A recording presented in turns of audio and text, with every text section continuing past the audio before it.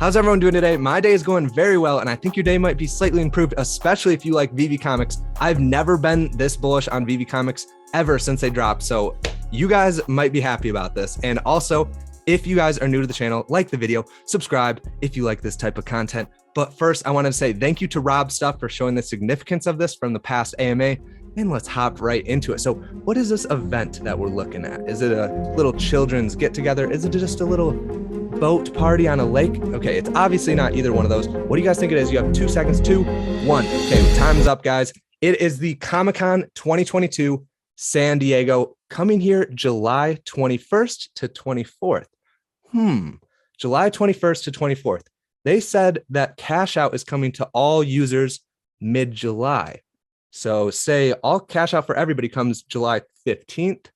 And now we have this event on the 21st to 24th.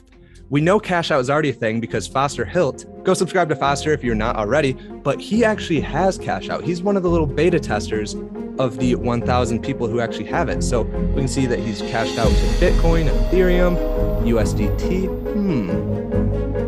Who's gonna be at this event? David Yu, the CEO of Veve, is gonna be at Comic-Con. What's the best part about this? He's gonna be at the Marvel studio, the biggest comic creators there are. Marvel, he's going to be at the actual booth with the same people as Marvel. So everybody that has the comics, everybody that has Marvel comics, they're going to go up to the booth and they're going to see somebody standing there with a shirt that says Veve. And he's going to explain to them that you can finally collect your grails that you've always wanted in the physical world. This, for example, right here, Marvel Comics #1. This sold for $2.4 million in the physical world. Now these comic collectors are finally going to be able to come into the app and buy them. And I've never thought of such a big catalyst except for this one.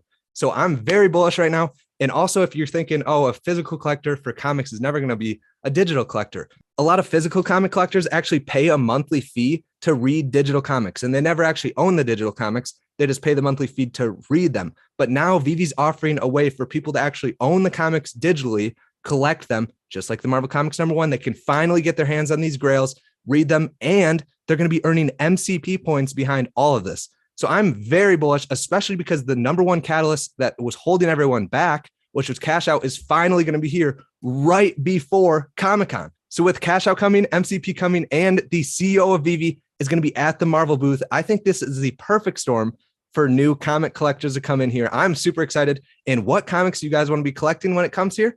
These are some top tier comics from Sleeping Comics. I'd recommend the Marvel Comics #1 just because that is the first Marvel comic book to ever come out in the physical world. I like the Amazing Spider-Man #1 because it is the first of the series of Amazing Spider-Man, which has tons of first appearance characters in, and it just looks sweet. The cover looks amazing. Fantastic Four #1 will be on the top of almost every single website when you type in what's the most valuable comic in the real world. I like the Star Wars #1 comic, but it's not crazy valuable in the real world. People from this big event are going to come into Veve, especially if they drop a big comic at the event. Maybe they'd even drop one of the best grails there are, which is Amazing Fantasy 15, but we have to wait and see what they end up doing for that. And I also like Fantastic Four #5 because Doctor Doom is one of the most popular villains that there are. Comics and crypto have a pretty similar top 5. Marvel Comics #1, Fantastic Four #1, Amazing Spider-Man #1, Strange Tales #110, and Fantastic Four #5. Lastly, Boodle NFT says Marvel Comics #1, Fantastic Four #1, Amazing Spider-Man #1, and Fantastic Four #5 are his top tier comics on the app. So after deciding on some comics you guys want to buy, what mint numbers should you actually be going for? So Comics and Crypto actually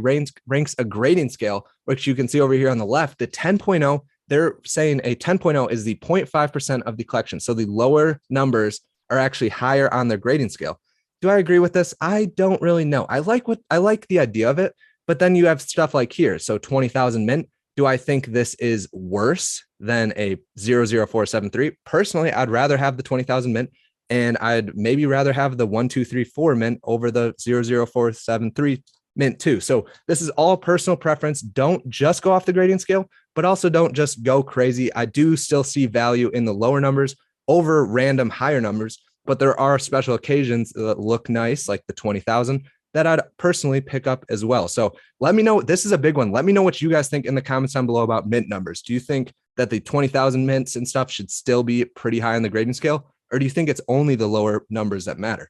Let me know what you guys think. There are also rarities. So what rarity are you guys going to be going for? The common, the uncommon, the rare, the ultra rare, or secret rare? So obviously the secret rare has a lot less than the common, and all the covers are different. So for example, this is New Mutants number 98. I think this is around 11 gems right now. This is the first appearance of Deadpool. So we can see the uncommon cover is completely black and white for the most part, or actually the ultra rare is. The uncommon has the pink letters for mutants, and all these covers look pretty similar. So for these personally, this is just my opinion, I would go with the common. The common on this one catches my eye because it's fully colored compared to the uncommon, rare, and ultra rare. It seems like they're just taking the colors away, but then the secret rare comes in. It does look really cool still.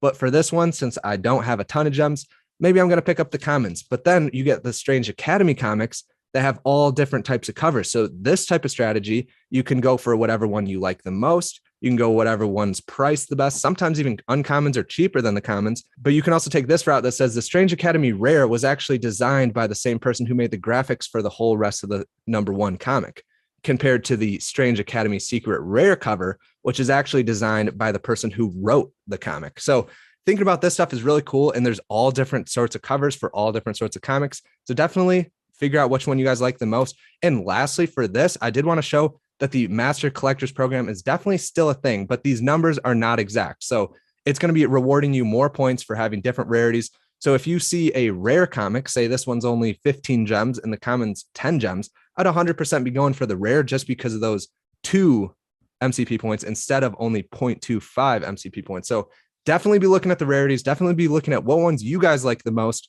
But lastly, I honestly think this could turn around the VV market, especially if you see the comics start pumping, you see real people, real collectors starting to get in the app. You see Marvel Comics number 1 start flying. Then Amazing Spider-Man number 1 starts flying. Fantastic Four number 1 starts flying. All the rest of them look undervalued. They start flying as well. MCP comes out. All the cheapest comics start pumping because they're the cheapest Master Collectors points you can get. Oh my God, all the comics are pumping. Let's turn over the collectibles, see all the collectibles at low prices compared to the comics.